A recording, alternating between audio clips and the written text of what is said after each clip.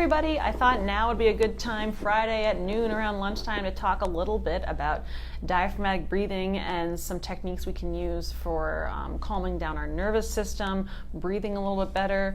As we all know, everyone's a little stressed right now. Everyone, especially, it's Friday at noon and they're trying to get done with their work week, or maybe they're not. Maybe their kids have been bugging them all week, whatever. This is always a really great way to work on slowing down, focusing on our breathing.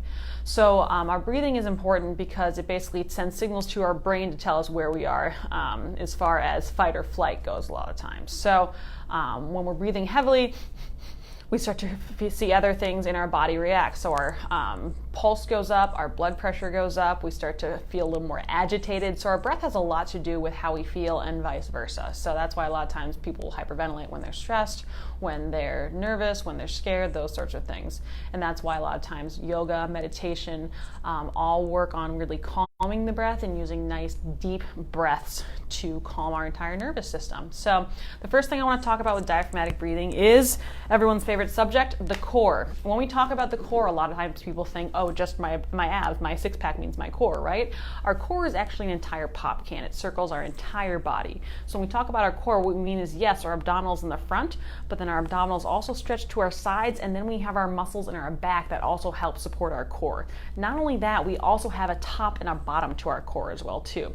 So our bottom is actually our pelvic floor, and then our top is our diaphragm. So that's the entire encompassing of our core, our entire middle section that supports us and helps us move, play, do whatever all day, every day. So really we should be focusing pretty hard on this and not just on doing some crunches for those abs. So this diaphragm becomes very important because when we're looking at our core, like I said, it's like a pop can. So if we scrunch the side of a pop can, we lose all the pressure in that pop can. Same thing with our core. This should be a pressurized system. And so we need to make sure we maintain that pressure by stabilizing all through here. A lot of times what you'll see is people hanging out in what we call an open scissor position, which is hanging out kind of here where their diaphragm tucked up and their pelvic floor spilling out, and all of a sudden now we've again lost all this pressurized system trying to support our back here.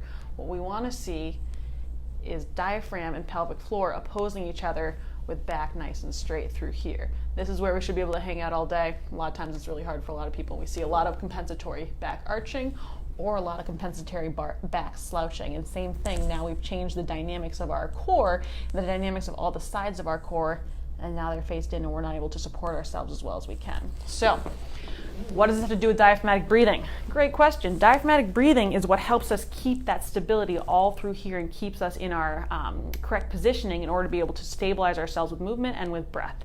So the first thing we want to work on is with this diaphragmatic breathing, we want to look at where else do people usually breathe from. What usually happens, you'll notice is probably maybe hanging out right now watching this video, is a lot of times we breathe through here using our accessory muscles or our scalenes and all these muscles through here. You'll see people a lot of times, their shoulders are up near their ears and you see their chest moving up here a lot, breathing, because they're using these muscles instead of this down here.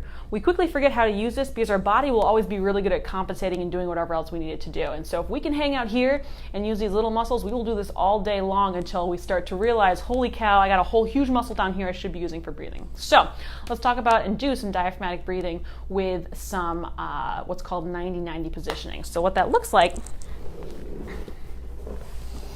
is you're going to find usually a couch is usually a pretty good spot to get your legs up on. What you want to do is you want to try and get it so that your knees are at 90 degrees and your hips are at 90 degrees. What this does is it tilts our pelvis, so now this pelvic floor that we've talked about is already opposing our diaphragm, so it puts us in a better position to be able to maintain our pressurized core.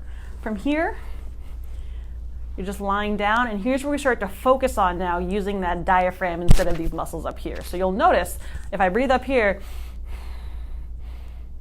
we see this chest rising a lot, but we don't see a lot going on here. What I want you to do is I want you to take your hands and actually put them right on your ribs on the sides. Now, when we talk about taking big breaths, we want to think about using our hands as a tactile cue to push our ribs out into our hands. So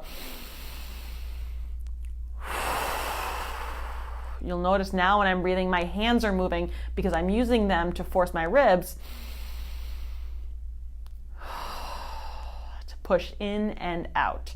So this is what we're doing now, is we're working on really using our rib cage and our diaphragm to expand and get volume and air into our lungs, as opposed to just using these little muscles up here instead. So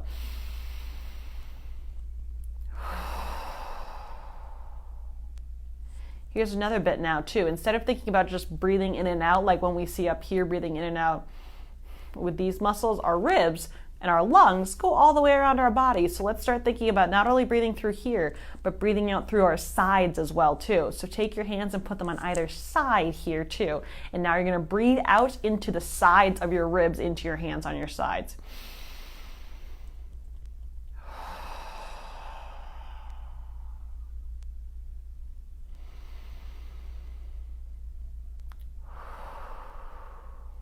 Okay, now that we've got that down, we're going to add one other thing in. And what that's going to be is we're going to add timing into our breath. So now I want you to breathe in and out, but we're going to breathe out for twice as long as what we're going to breathe in. So if we breathe in for 3 seconds, we're going to breathe out for 6 seconds. So what that's going to look like is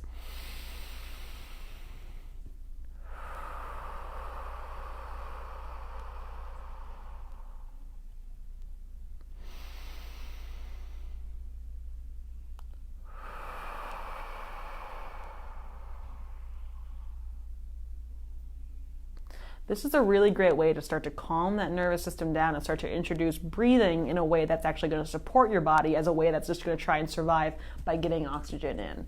So I encourage you to try this. Stay here for an entire minute, breathing in for 3 seconds and out for 6, over and over and over again.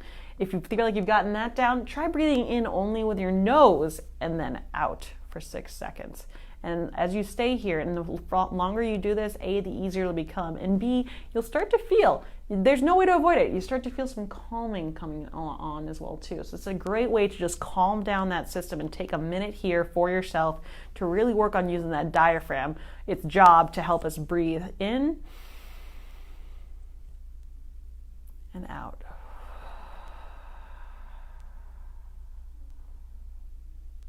We're going to do 2 more here. So breathe in with me.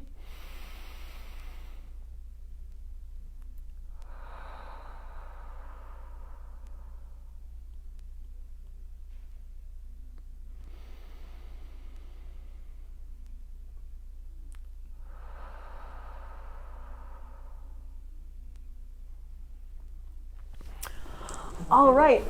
So this has been our 1 minute of Zen with Dr. Jessie. If you have any questions about diaphragmatic breathing, posture, core, anything, send us a message. I'd love to talk about it. I love talking about breathing, nasal breathing, all that stuff. It works so well for calming. And then when we start talking about it with my cyclists and my athletes too, it's so great for performance as well too. So I hope you had that 1 minute in your lunchtime to just recenter and breathe a little bit.